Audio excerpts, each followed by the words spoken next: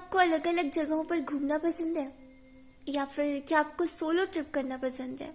क्या हो अगर आप ऐसे ही अकेले किसी एडवेंचर ट्रिप पर निकले हो और किसी रहस्यमयी भूतिया जगह पर आप फंस जाओ, एक ऐसी जगह जहाँ से सिर्फ शायद आपको आपकी मौत ही बाहर निकाल सकती हो।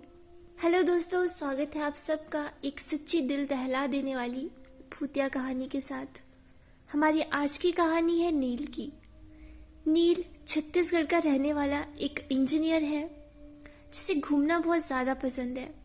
पेशे से वैसे तो वो एक इंजीनियर है, लेकिन साथ ही साथ उसका एक साइड फैमिली बिजनेस भी है कंस्ट्रक्शन का। वो काफ़ी ज़्यादा रिच फैमिली से बिलोंग करता है, इसलिए उसे कभी ज़िंदगी में पैसों की कमी नहीं हुई। नील बचपन से ही घूमने फिरने का बहुत ज़्यादा शौकीन था। नील को नई नई जगह पर जाना, उन्हें एक्सप्लोर करना, इन सब चीज़ों में से बहुत मज़ा आता था। ये बात है 9 दिसंबर 2015 की। उस दिन नील का बर्थडे था। नील को ज़्यादा किसी को दोस्त बनाना पसंद नहीं था, इसलिए वो ज़्यादातर अकेले ही घूमता था, यानी वो अपने में ही रहना पसंद करता था, मस्त मौला। वो ज़्यादा सोसाइटी की परवाह नहीं करता था और ज़्यादा धार्मिक तो वो नहीं था, पर भगवान में बिलीव ज़रूर करता था। 9 दिसंबर को नील का बर्थडे था। नील सुबह उठा, नहाया धोया, उसके बाद उसने पूजा की और घर वालों को बिना बताए अपना सामान पैक कर चुपचाप अपनी कार उठाकर सोलो ट्रिप पर निकल गया। वो अक्सर ऐसे ही करता था, घर वालों को बिना बताए चुपचाप घूमने निकल जाता था और कुछ टाइम बाद खुद ही वापस घर भी आ जाता था। माँ बाप का वो इकलौता बेटा था, इसलिए वो ज़्यादा उसे कुछ बोलते नहीं थे। उन्हें पता होता था कि अगर वो कहीं घूमने गया है तो वापस आ ही जाएगा। इस बार भी उसने ऐसे ही किया। वो घर से निकला और पहुंचा सीधा हिमाचल प्रदेश की सिरमौर डिस्ट्रिक्ट में। ये काफ़ी ज़्यादा हिली एरिया है और बर्फ़ भी वहाँ पर बहुत ज़्यादा पड़ती है। नील को जिस जगह जाना था वहाँ पहुँचने में उसे काफ़ी ज़्यादा देर हो गई थी, क्योंकि रास्ते में लैंडस्लाइड हुआ था, जिसकी वजह से वो अपने होटल तक टाइम से नहीं पहुँच पाया। चारों ओर बर्फ़ गिरी हुई थी और आसपास बस पहाड़ और जंगल ही थे। नील अब वहाँ पर फंस चुका था। रात बहुत ज़्यादा थी और आसपास कोई मदद करने वाला भी नहीं था। मोबाइल में नेटवर्क भी नहीं था। मैप नील के हाथ में था। नील ने मैप खोला, उसने अपनी लोकेशन चेक की। उसने देखा कि 40 किलोमीटर दूर एक टाउन है और उसके आगे पीछे दूर दूर तक कोई एक घर भी नहीं था। नील गाड़ी से नीचे उतरा। उसने अपना ज़रूरी सामान एक बैग में डाला, कार को साइड में पार्क करके लॉक करके उसी जगह पर छोड़ दिया। क्योंकि सड़क ब्लॉक थी, इसलिए वो कार से नहीं जा सकता था।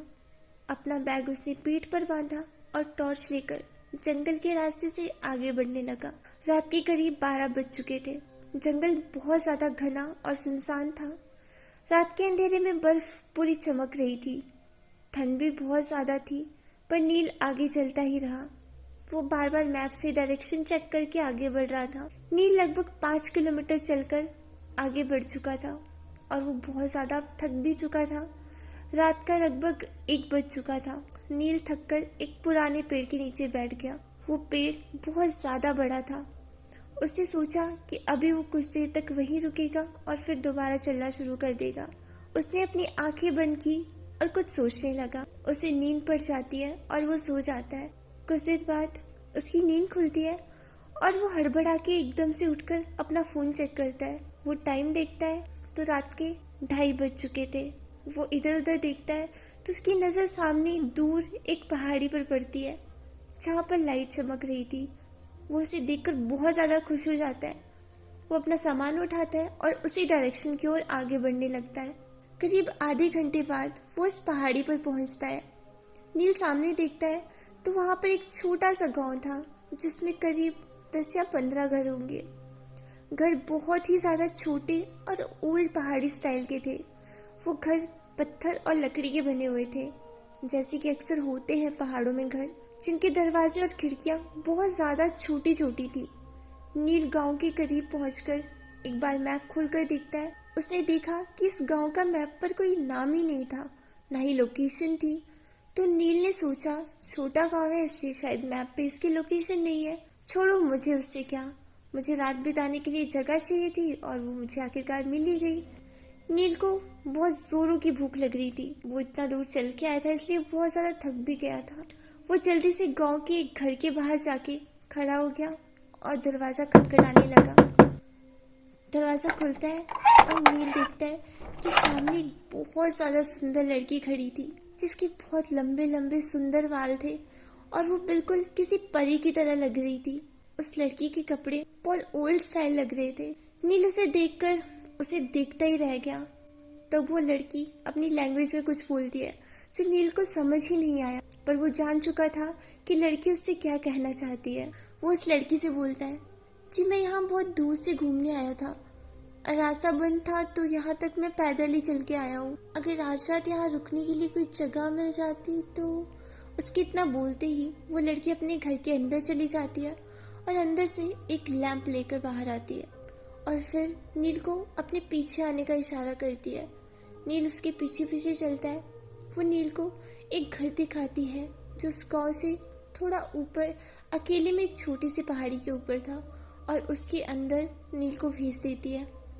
नील समझ आता है कि वो लड़की उसे वहीं रुकने को बोल रही है। उसके बाद नील अपना सामान उसी घर के एक कमरे में रख देता है। वो लड़की वहां से जाने ही लगती है कि नील उससे बोलता है, जी मुझे बहुत भूख लगी है, अगर कुछ खाने को मिल जाता तो। नील के इतना बोलते ही वो लड़की उसे घूर कर देखने लगती है और उसे बोलती है और वहां से चली जाती है।